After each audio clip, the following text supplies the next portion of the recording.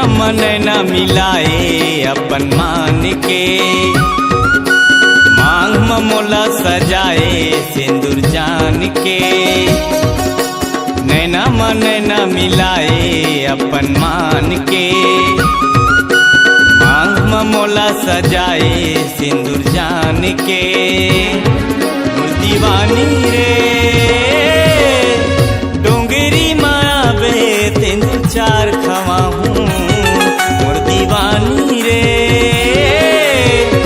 डोंगरी माया बे तेंदू चार खवा हूँ।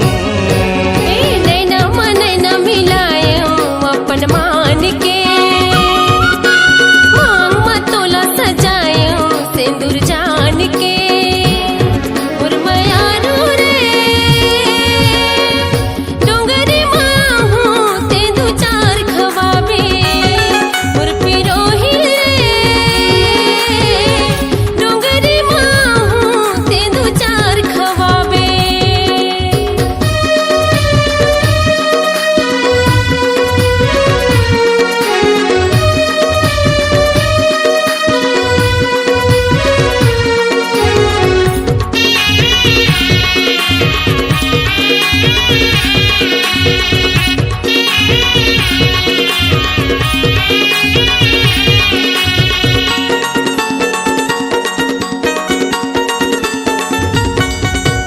नाक में नथली कान में बाली, आँखी में काजर अंजाए गोरी आँखी में काजर अंजाए।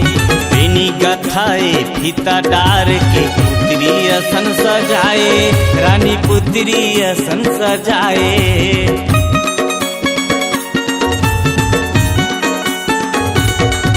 ये नाक में नथली कान में बाली, आँखी में काजर अंजाए गोरी आँखी में काजर अंजाए। बेनी गथाए फीता डार की तनला अपन सजाए, रानी पुत्री असन सजाए। माया के मोहनी खवाए अपन जान के, मांग में मोला सजाए सिंदूर जान के। माया के मोहनी खवाए अपन मान के, मांग में मोला सजाए सिंदूर जान के। मोर दीवानी रे डोंगरी माया बे तेंदू चार खवा हूँ। मोर दीवानी रे डोंगरी माया बे तेंदू चार खवा हूँ।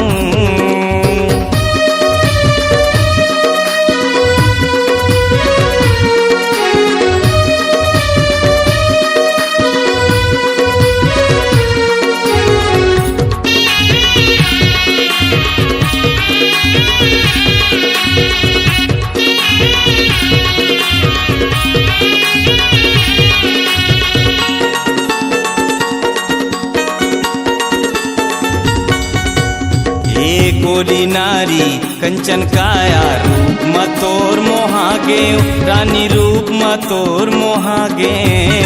और माया के नदिया माँ धारे धार बोहागे, रानी धारे धार बोहागे।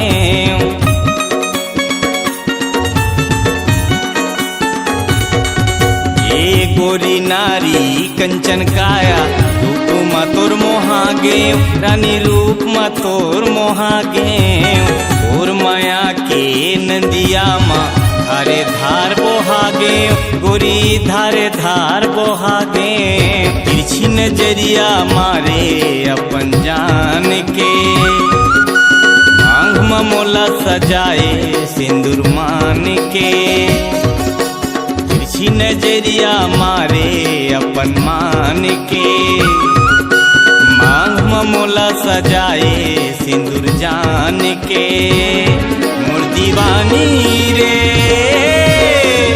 डोंगरी माया बे तोला कर मना चाहूँ। मोर मायारू रे डोंगरी माया बे तोला कर मना चाहूँ। मांग में मोला सजाए सिंदूर जान के, नैना मन न मिलाए अपन मान के। मोर दीवानी रे